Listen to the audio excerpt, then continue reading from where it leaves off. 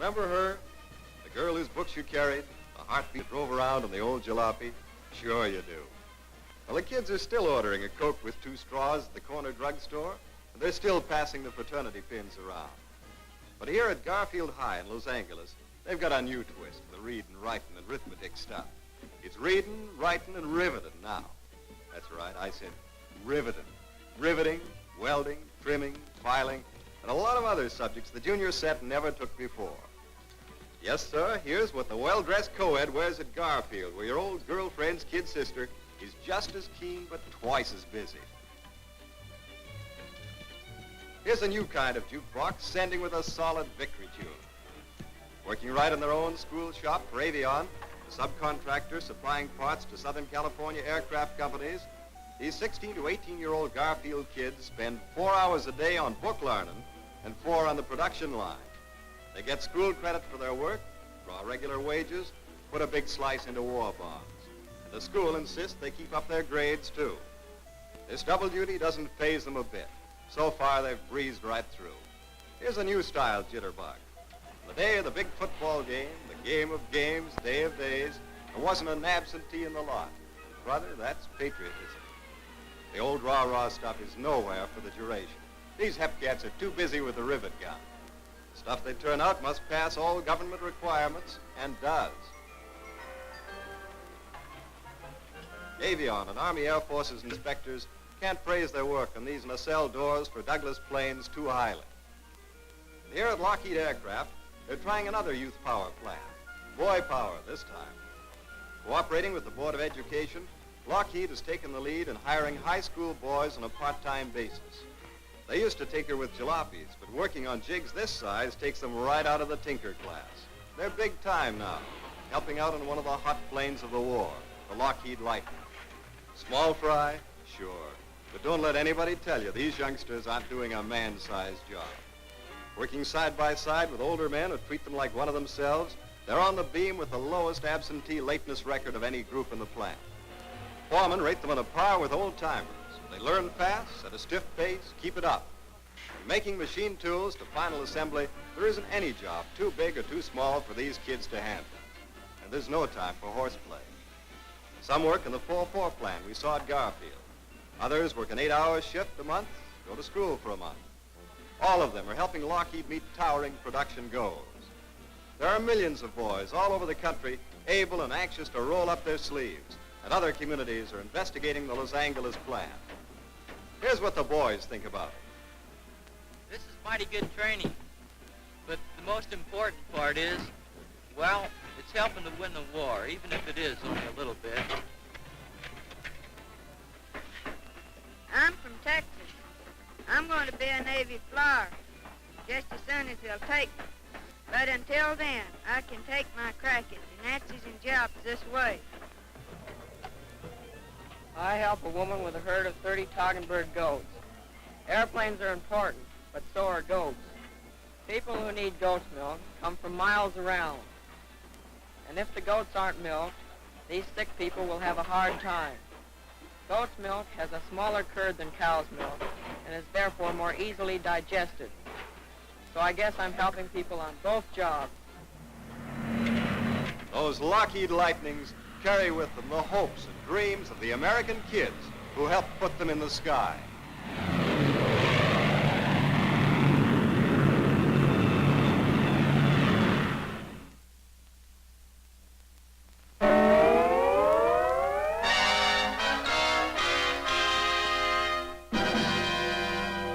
Snafu, man!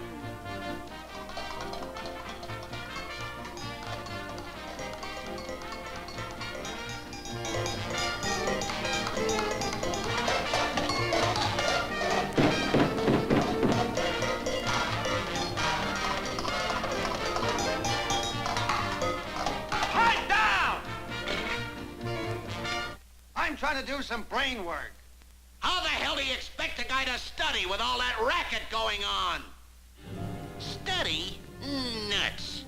When I get at them Nazis, I ain't gonna clunk them over the head with no books. What you gotta give them dopes is a belly full of lead. Hello, Superman. Huh? Well, if I was Superman, I bet you I'd show him plenty. Okay, chum. As technical fairy first class, I now pronounce you Snafu-man. Oh, boy! Enemies of democracy, beware!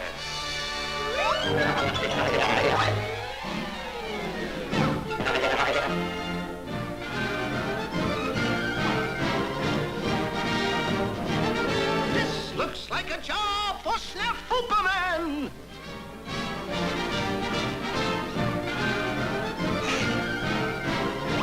Hey, wait!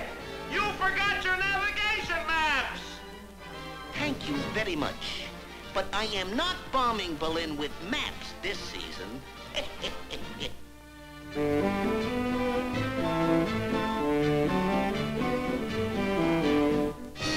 Ah, Berlin.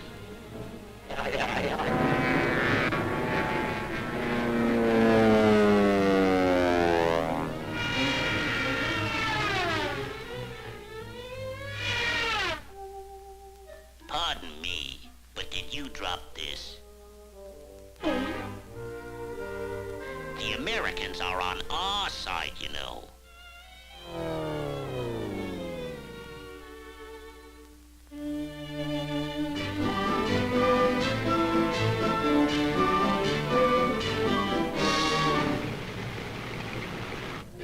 Aha!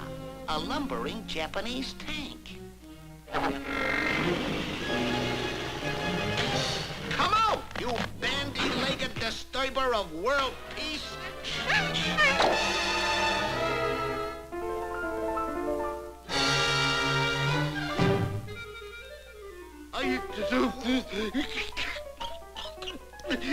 General!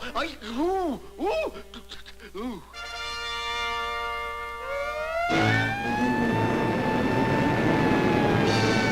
Messerschmitts! A whole mess of Messerschmitts! Trying to bomb our port, eh?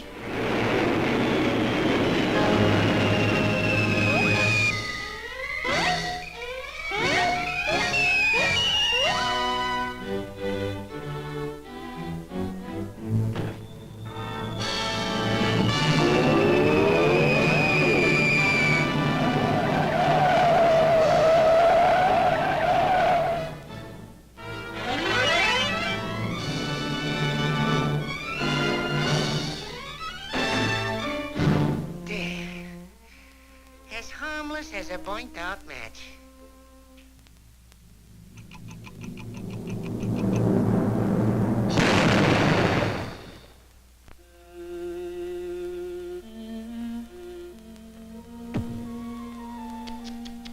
Too bad. Poor Superman. Is there anything I can do for you? Yes? Yes, there is. I would appreciate it if you could... Get me a field manual!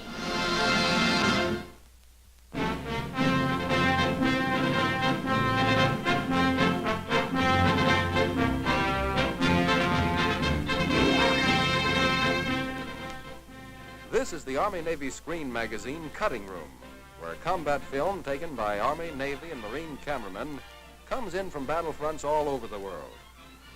The Marine Staff Sergeant with the Expert Medal is 22-year-old Norman Hatch from Boston, Massachusetts. Sergeant Hatch went in with the first wave on the landing at Tarawa, armed with a pistol and a hand camera, and brought back a film record of the fighting on that island that looks as though it had been taken through a front-line gun sight. Let me see that, Saxton. You know, that's the best brand of combat film I've ever seen. Hey, that's okay. When an Army man says that to a Marine brother, he means it. Oh, it was just luck. You mean guts. Well, it didn't take any more guts than you fellows had when you went in on Kiska. Well, we had plenty of camera and plenty of film in Kiska, but we didn't have any Japs. How many cameras did you take in with you? Took in 3 IMO hand cameras. Poodle Urkel got his camera wet the first day. Yeah, that left us with 2 cameras, Kelly's and mine. We took in about 5,000 feet of film. I only shot at 2,000. Only 2,000? Well, that's all. I picked my shots. Did you shoot much film on the ship? Well, I've got a cut reel over here. Do you want to see it? Yeah, all I don't know is what I've seen in the newsreel. We shot some stuff on the way over, and the Navy boys shot some stuff on the wagons. This is a shot of the task force underway. I was trying to save film, but it was my first big job, and there were a couple of pictures I had to take. On the last day out, Father Francis Kelly celebrated Mass.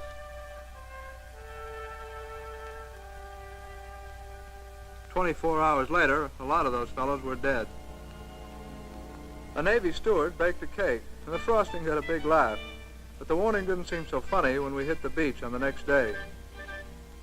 Every Marine in the outfit, including the cameraman, knew as much about the operation as his CO. We were going out to take Basio Island, key to an atoll called Tarawa, a move that would drive the Japs out of that part of the Pacific up into their bases in the Marshalls a couple of 100 miles north.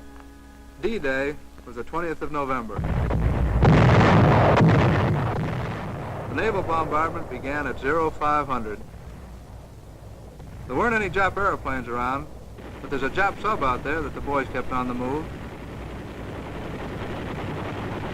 One thing I didn't want to take a picture of was a Jap torpedo heading for my boat. Our Army and Navy planes had been pasting the island for 5 days, and it didn't seem as though anyone on Basio could have lived through that bombing. And we weren't green. I've served with the Marines for 5 years, and more than half of the task force were veterans of Guadalcanal. But we figured there wouldn't be many live Japs left on the island. Navy men on the wagons took these pictures of the loading of powder charges. I was slated to go in with the first wave, and we were waiting around with the Amtraks. Everybody got a kick out of watching the wagons unload on the target.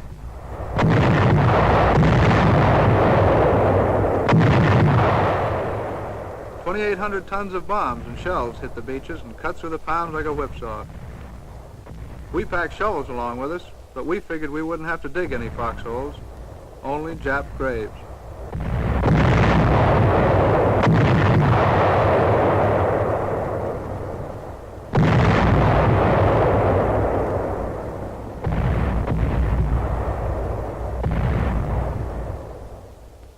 There was a heavy smoke coming off the island, carried along by an easterly breeze. The Japs were still answering our fire when we headed in. The water was choppy. These pictures of the first wave of Amtraks were taken about 1,000 yards from shore. We were heading straight in for the bloodiest operation in the history of the Marine Corps, but we still thought it was going to be a picnic.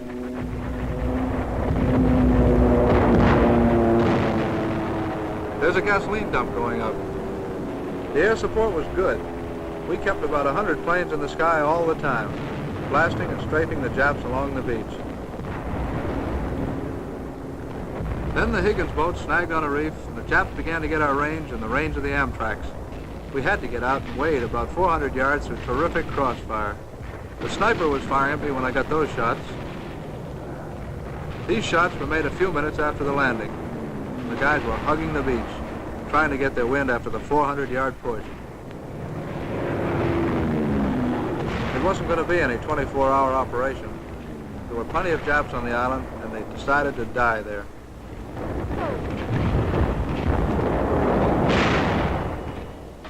The Japs had spent every day and night for 15 months getting the island ready for a fight.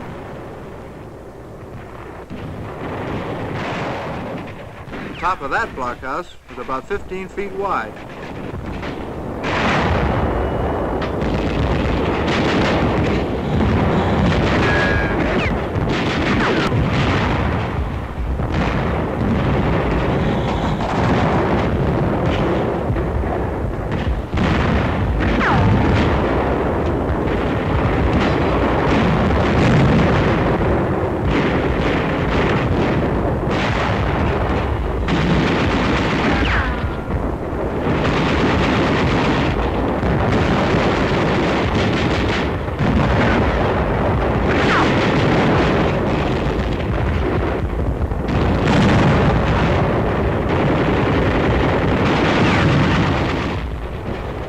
We had the exits covered with machine gun and rifle fire.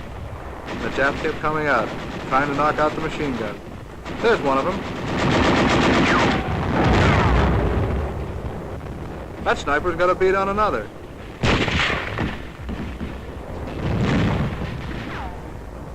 There's a squad of them. Boy, it was hot that day, and was I sweating.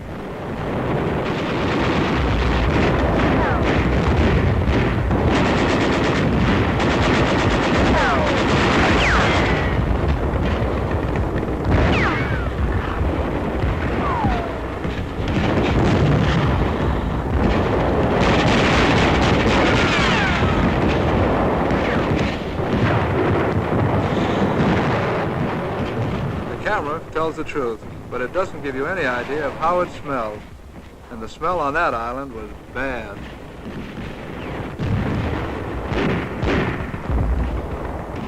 The wounded started going back 6 minutes after we hit the beach. And the stretcher bearers, all members of the shore party, were the unsung heroes of Tarawa. Plenty of them got hit.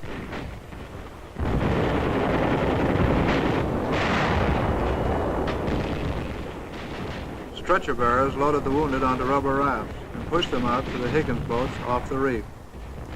That was the only way of getting them out. They couldn't load them on at the pier because of the snipers. We lost more than 1,000 Marines. More than 2,000 of our men were wounded. I'd served with the outfit for 15 months, and I knew a lot of them. On the third day, that Marine, the one without the helmet, was souvenir hunting when he found a couple of Japs in that foxhole. The Japs lost 5,700 men, Imperial Japanese Marines, defending an island that wasn't 2 miles square. That gives you an idea of how important Tarawa was in their plans. It was the stiffest price they've ever paid, and one of their greatest defeats. We call those two the brothers.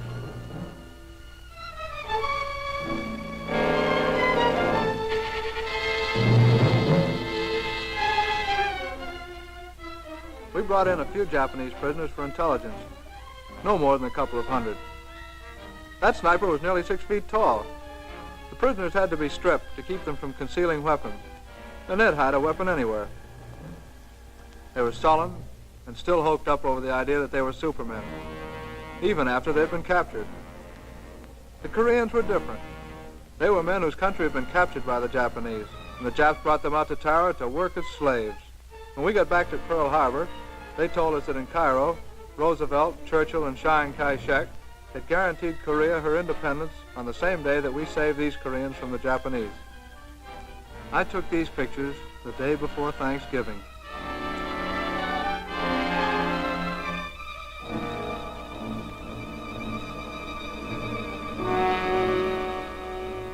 The camera gives you a good idea of the kind of desolation the cracked brains in Berlin and Tokyo have wished on the world.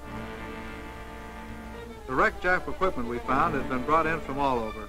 China, Malaya, Burma, Manchukuo. They had that 2x4 island loaded down with the loot from every country they've overrun. They even dragged guns down from the old British fortress at Singapore. But none of it was much good to them after the second day of fighting, with the guns knocked out and the gunners dead.